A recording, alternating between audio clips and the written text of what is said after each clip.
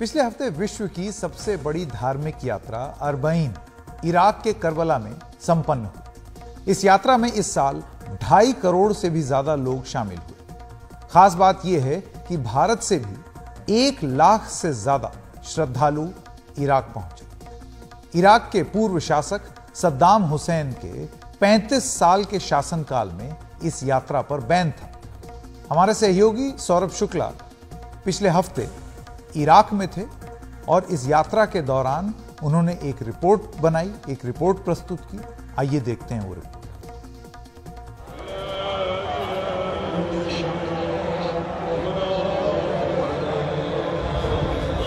तापमान 45 डिग्री से ज्यादा है और लाखों लोग इस चिलचिलाती धूप में अपने छोटे बच्चों और बुजुर्गों के साथ पैदल इराक के नजफ शहर से करबला की ओर लगभग 80 किलोमीटर की पैदल यात्रा कर रहे हैं।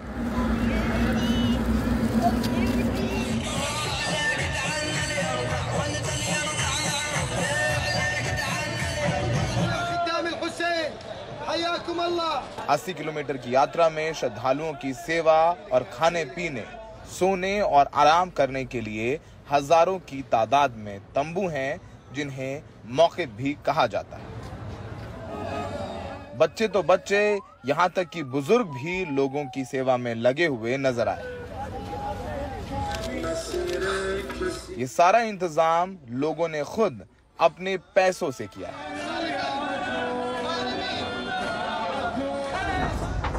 सेवा भाव ये कि चलने वाले श्रद्धालुओं के लोग पैर भी दबाते हैं। पूरा जितना इंतज़ाम है, इंतज़ामिया, ये सिर्फ जनता के हाथ में। सारा खाना आपने देखा होगा, अंजुमने, सारी चीज़ें, करोड़ों रुपए, मतलब कम से कम 100 करोड़ रुपए का। 4 करोड़ लोग हैं नजफ करबला मिला के 2-3 जिलों में, तो सोचिए कितना। 25-30 दिन से और फिर सबका खाना पीना और बेहतरीन खाना, अच्छे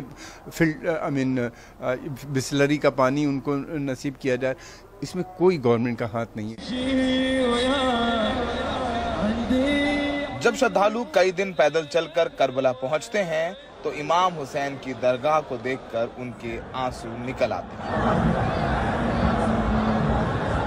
आंसू निकलने की सबसे बड़ी वजह है इमाम हुसैन की शहादत। इमाम हुसैन पैगंबर मोहम्मद के नवासे थे और करबला में लगभग 1200 साल पहले उनका उनके पूरे परिवार सहित कत्ल कर दिया गया था, जिसमें उनका 6 महीने का बेटा भी शामिल था।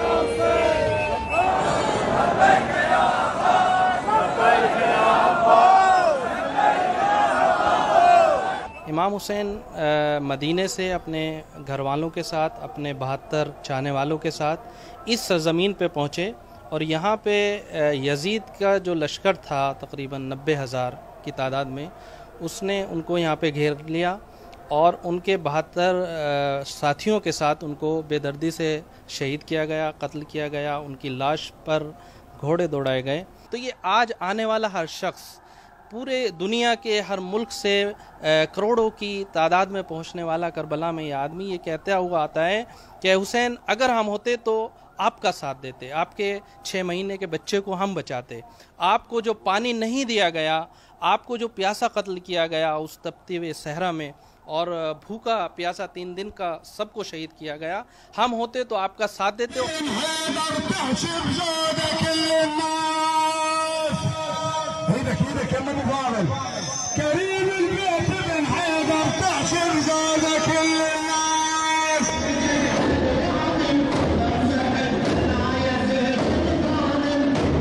इतने बड़े हुजूम का एक लंबे समय तक हिंसा और युद्ध से प्रभावित रहे इराक के लिए सामरिक महत्व भी है और ISIS को कड़ा संदेश भी।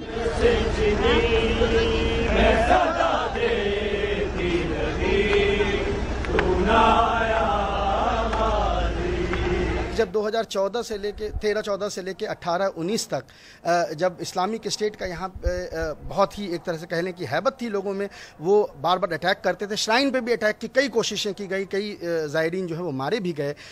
तो लोगों को ये लगता था कि शायद इससे डर के लोग आने कम हो जाएं। पर वो उस साल रिकॉर्ड नंबर्स में लोग आए और उसने वो जो एक फियर साइकोसिस था ना, उसको ब्रेक कर दिया। जो इस्लामिक स्टेट का फियर साइकोसिस था उसको उन्होंने ब्रेक कर दिया।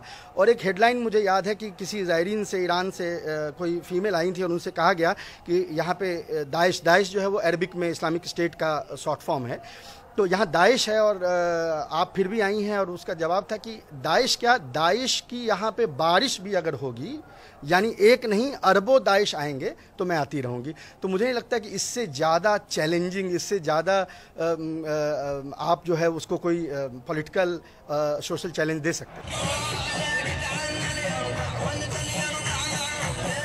पूरे अरबईन में 1 लाख भारतीय भी शामिल हुए। भारतीयों ने मातम भी किया और भारत का झंडा जगह जगह लहराता नजर आया।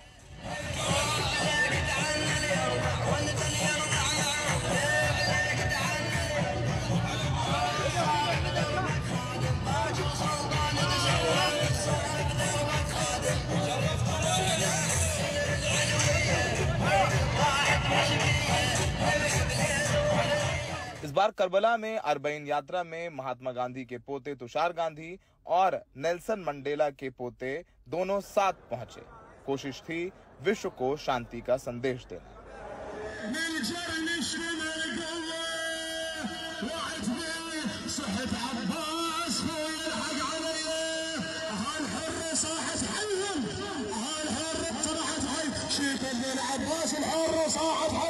जब लोग यहाँ पहुँचते हैं तो हजरत इमाम हुसैन की शहादत में नोहे भी पढ़ते हैं।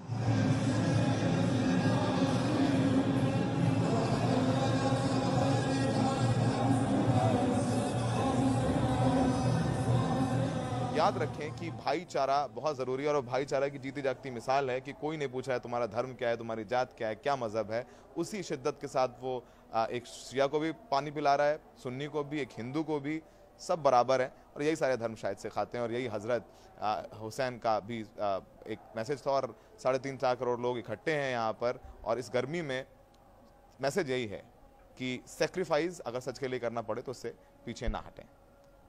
इराक से सौरभ शुक्ला, NDTV इंडिया।